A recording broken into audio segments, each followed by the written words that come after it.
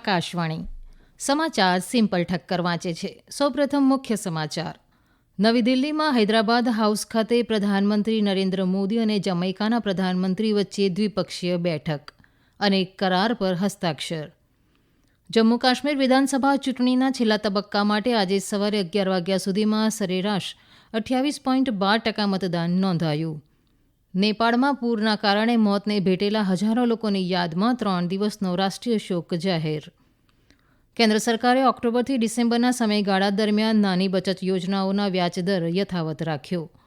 અને કાનપુરમાં રમાઈ રહેલી બીજી ટેસ્ટના 5મા દિવસે ભારતે બાંગ્લાદેશ સામે 1 વિકેટે 24 રન કર્યા. જીતવા માટે કુલ 95 રનની જરૂર. સમાચાર વિગતવાર. પ્રધાનમંત્રી નરેન્દ્ર મોદીએ આજે નવી દિલ્હીમાં જમૈકાના તેમના સમકક્ષ ડોક્ટર એન્ડ્રુ હોલનેસ સાથે દ્વિપક્ષીય સંવાદ કર્યો હતો.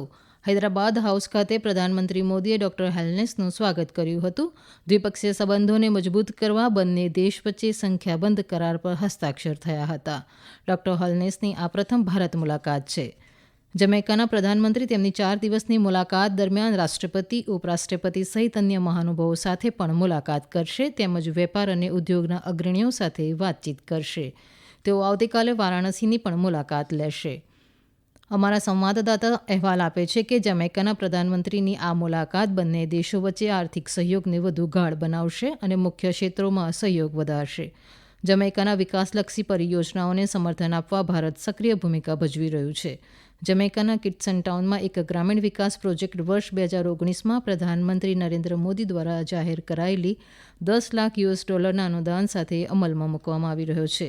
ભારત અને જમૈકા વચ્ચેના દ્વિપક્ષીય વેપાર $66 મિલિયન ને વટાવી ગયો છે, જેમાં ભારતની નિકાસ સતત વધી રહી છે. ભારતીય કંપનીઓએ જમૈકામાં પણ આઈટી અને બીપીઓ ક્ષેત્રમાં આર્થિક જોડાણને વધાર્યું છે.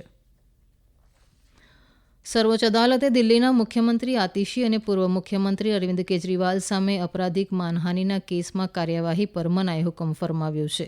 મતદાર યાદીમાંથી ચોક્કસ સમુદાયના 30 લાખ મતદારોના નામ કથિત રીતે કાઢી નાખવાનો આપ નેતાઓ દ્વારા આક્ષેપ લગાવાયો હતો.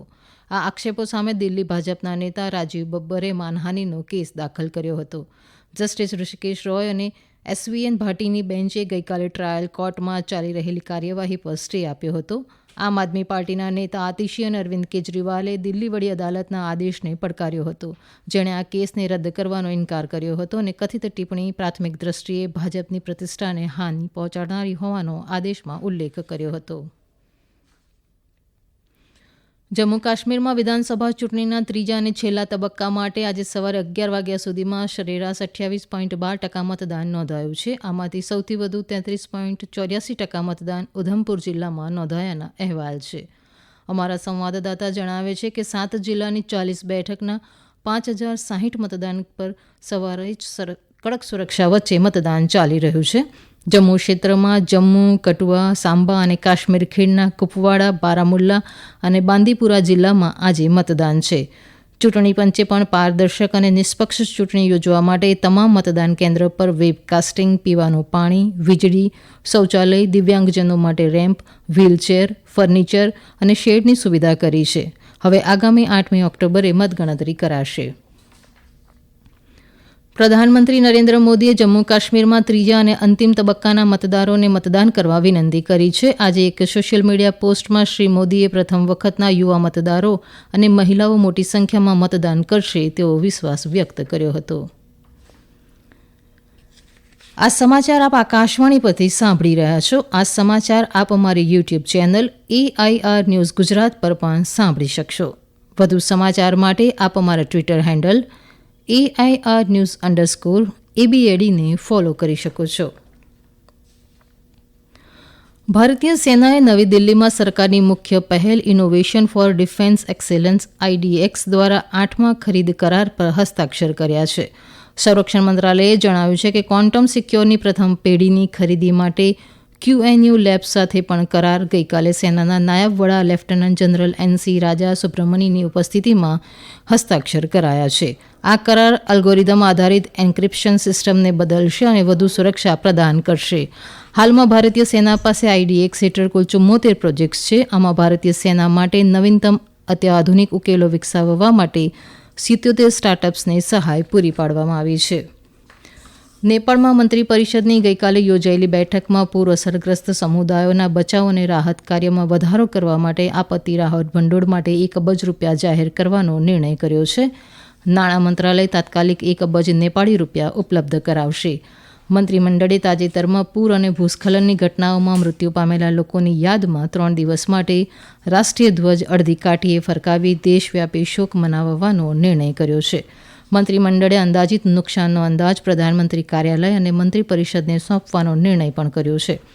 સરકારે આગામી તહેવારોને ધ્યાનમાં રાખીને જાહેર પરિવહનને યોગ્ય રીતે ચલાવવાનો નિર્ણય પણ કર્યો છે.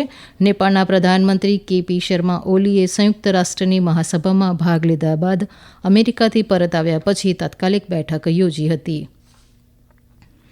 કેન્દ્ર સરકારે ઓક્ટોબરથી ડિસેમ્બરના સમયગાળા દરમિયાન નાની બચત યોજના જેવી પબ્લિક પ્રોવિડન્ટ ફંડ અને સુકન્યા સમૃદ્ધિ યોજનાના વ્યાજદરમાં કોઈ ફેરફાર નથી કર્યો. સરકારના આ નિર્ણયથી નાની બચત યોજનાઓ પર જુલાઈ અને સપ્ટેમ્બરના સમયગાળામાં મળતા વ્યાજદર જ યથાવત રહેશે. નાણાં મંત્રાલયે જાહેર કરેલા સૂચનોમાં આ મુજબ જણાવવામાં આવ્યું છે. નાની બચત યોજનામાં સૌથી વધુ 8.2% વ્યાજ સુકન્યા સમૃદ્ધિ યોજના અને વરિષ્ઠ નાગરિક બચત યોજના પર મળી રહ્યું છે, જ્યારે રાષ્ટ્રીય બચત પ્રમાણપત્ર પર 7.7%, કિસાન વિકાસ પત્ર અને મહિલા સન્માન બચત પ્રમાણપત્ર પર 7.5%, માસિક આવક યોજના પર 7.4% અને પબ્લિક પ્રોવિડન્ટ ફંડ પર 7.1% વ્યાજ મળી રહ્યું છે. ભારતીય રિઝર્વ બેન્કે ધિરાણ સંબંધિત માસિક આંકડા જાહેર કર્યા છે. ગઈકાલે જારી કરાયેલા આંકડામાં ગયા વર્ષના સમાન સમયગાળાની સરખામણીએ ઓગસ્ટ મહિનામાં કૃષિ અને સંલગ્ન પ્રવૃત્તિઓને ધિરાણમાં લગભગ 18%નો વધારો થયો છે. આ સમયગાળા દરમિયાન ઉદ્યોગ ધિરાણમાં પણ લગભગ 10%નો વધારો થયો છે. રસાયણો અને રાસાયણિક ઉત્પાદનો, ખાદ્ય સંસ્કરણ, પેટ્રોલિયમ અને માળખાગત ધિરાણ જેવા મુખ્ય ઉદ્યોગોમાં વૃદ્ધિ જોવા મળી હતી. જોકે સેવા ક્ષેત્રમાં ધિરાણ વૃદ્ધિમાં ઘટાડો થયો છે. ઓગસ્ટ મહિનામાં તેમાં 15.6%નો વધારો થયો હતો, જ્યારે ગયા વર્ષે ઓગસ્ટમાં આમાં 21%નો વધારો થયો હતો. આનું કારણ નોન બેન્કિંગ કંપનીઓમાં ઓછી ધિરાણ વૃદ્ધિ છે. આસામના મુખ્યમંત્રી અને ઝારખંડના ભાજપના સહચૂંટણી પ્રભારી હિમંત બિસ્વા શર્માએ કહ્યું છે કે બુધવારે ઝારખંડ વિધાનસભા ચૂંટણી માટે સંક્ષિપ્તમાં પક્ષ ઢંઢેરો જાહેર કરાશે. રાંચીમાં પત્રકારો સાથે વાત કરતા શ્રી શર્માએ કહ્યું કે સંપૂર્ણ ચૂંટણી ઢંઢેરો થોડા દિવસ બાદ પ્રસિદ્ધ કરાશે. તેમણે ઉમેર્યું કે હેમંત સોરેન સરકાર ઝારખંડમાં રાજ્યની રચનાનો હેતુ સિદ્ધ કરવા નિષ્ફળ રહી છે. ભાજપે રાજ્યના સર્વાંગી વિકાસ માટેની વ્યૂહરચના તૈયાર કરી છે.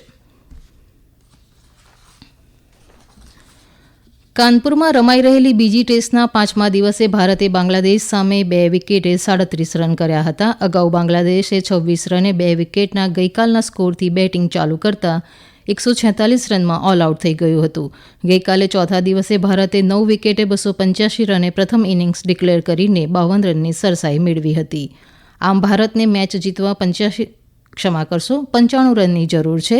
ચેન્નઈમાં યોજાયેલી પ્રથમ મેચમાં ભારતે બાંગ્લાદેશને હરાવ્યું હતું. ઇઝરાયેલે દક્ષિણ લેબનોનમાં હુમલાઓ કરતા તણાવ વધી ગયો છે. ઇઝરાયેલી સંરક્ષણ દળોએ ઉત્તરમાં ઇઝરાયેલી સમુદાયોના રક્ષણ માટે સરહદ નજીકના હિજબુલ્લાના સ્થળો પર આ હુમલો કર્યો છે. ઓપરેશન નોર્ધન એરોઝ હેઠળ ઇઝરાયેલે વ્યૂહરચના અનુસાર હુમલાઓ કર્યા હતા. ઇઝરાયેલના હુમલાઓ બાદ લેબનોનના આરોગ્ય મંત્રાલયે અહેવાલ આપ્યો છે કે ગઈકાલે થયેલા હુમલામાં ઓછામાં ઓછા 95 લોકો માર્યા ગયા છે. હિન્દી સિનેમાના અભિનેતા ગોવિંદાને પગમાં ગોળી વાગતા તેમને ખાનગી હોસ્પિટલમાં દાખલ કરાયા હતા, જ્યાં તબીબોએ તેમનું ઓપરેશન કરતા હાલમાં તેમની તબિયત સારી હોવાના અહેવાલ છે. એક વિડીયો સંદેશ જારી કરીને પણ અભિનેતા ગોવિંદાએ પોતાની સલામત હોવાની માહિતી આપી હતી. અંતમાં મુખ્ય સમાચાર. નવી દિલ્હીમાં હૈદરાબાદ હાઉસ ખાતે પ્રધાનમંત્રી નરેન્દ્ર મોદી અને જમૈકાના પ્રધાનમંત્રી વચ્ચે દ્વિપક્ષીય બેઠક, અનેક કરાર પર હસ્તાક્ષર. જમ્મુ કાશ્મીર વિધાનસભા ચૂંટણીના છેલ્લા તબક્કા માટે આજે સવારે 11 વાગ્યા સુધીમાં સરેરાશ 28.12% મતદાન નોંધાયું. નેપાળમાં પૂરના કારણે મોતે ભેટેલા હજારો લોકોની યાદમાં 3 દિવસનો રાષ્ટ્રીય શોક જાહેર કરાયો. કેન્દ્ર સરકારે ઓક્ટોબરથી ડિસેમ્બરના સમયગાળા દરમિયાન નાની બચત યોજનાઓનો વ્યાજદર યથાવત રાખ્યો. અને કાનપુરમાં રમાઈ રહેલી બીજી ટેસ્ટના 5મા દિવસે ભારતે બાંગ્લાદેશ સામે 2 વિકેટે 37 રન કર્યા. જીતવા માટે કુલ 95 રનની જરૂર. આકાશવાણી પરથી સમાચાર પૂરા થયા.